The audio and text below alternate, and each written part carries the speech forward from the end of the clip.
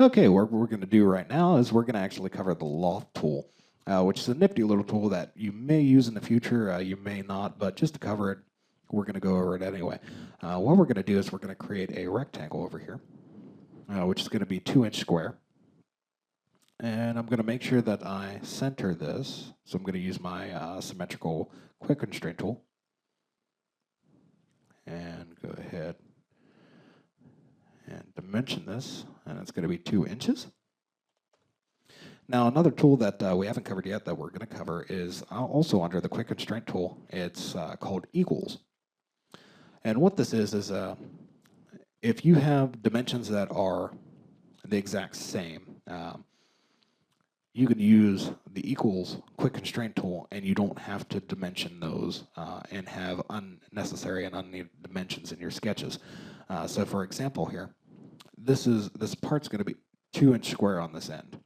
So I could say that this line here is going to be equal to this line here. And automatically it derives the dimension of this line from your 2 inches that you've already dimensioned. And it's basically saying that this line is going to be equal to this line. So if I wanted to go in and change this to another value, it will actually automatically shrink this because this line is equal to this line.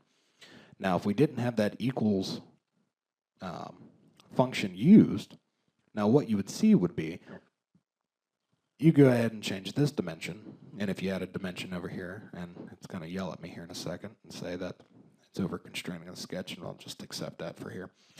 But if I go in and I say I want to change this dimension, if you had 2 dimensions on here, you'd actually have to, as soon as you accept this dimension change, you'd have to go back and change this dimension. Whereas if you use the equal tool, or the equal quick constraint, it'll do it for you. So I'm actually going to click on Finish Sketch.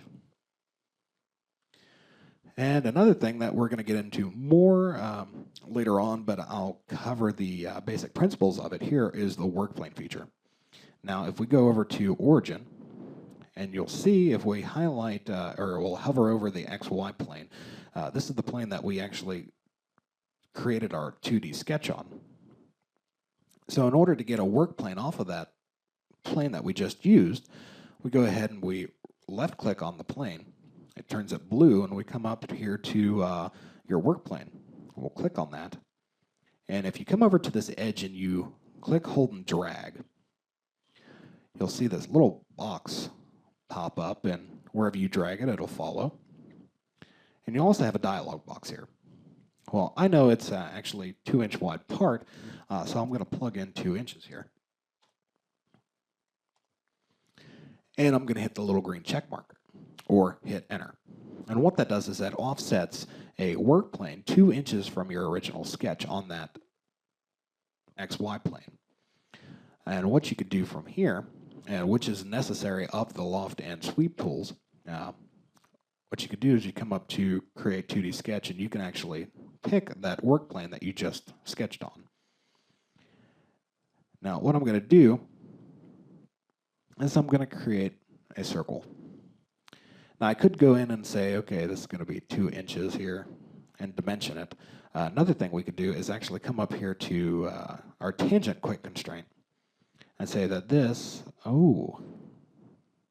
actually we cannot do that in this instance, so I'm just going to go ahead and dimension it. I'll actually cover the tangent tool a little bit later, because if you project geometry of that original sketch, it'll give you some issues whenever you try and loft it. I'm not quite sure why, but it does. So I will actually cover that tangent quick constraint here in a little bit. But as you can see now, we have 2 different sketches that are offset by 2 inches. And we have a 2-inch circle here, and we have a 2-inch square rectangle. Well, I'm going to model a loft. And I'm going to click my first sketch, and I'm going to go in and click my second sketch. Now, what that's doing is they're lofting a 3D part from a square to a circle. Now, I'm going to go ahead and click OK. And I'm going to right-click on this work plane and turn the visibility off so you can see what's going on here. But as you could tell, we're going from a square down to a circle. Now, you may see some of these things on like fan ducting or heating and cooling, ventilation ducting, things of that nature, where it has been done with sheet metal.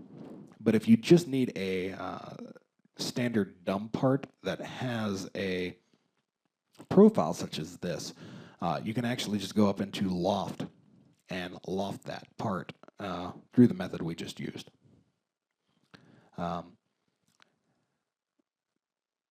Again, I'm not quite sure how many times you will use it, even after several years of doing 3D engineering and design engineering. I've only used it probably a handful of times, but it is also just thrown in your back pocket as a little tool tip in your arsenal.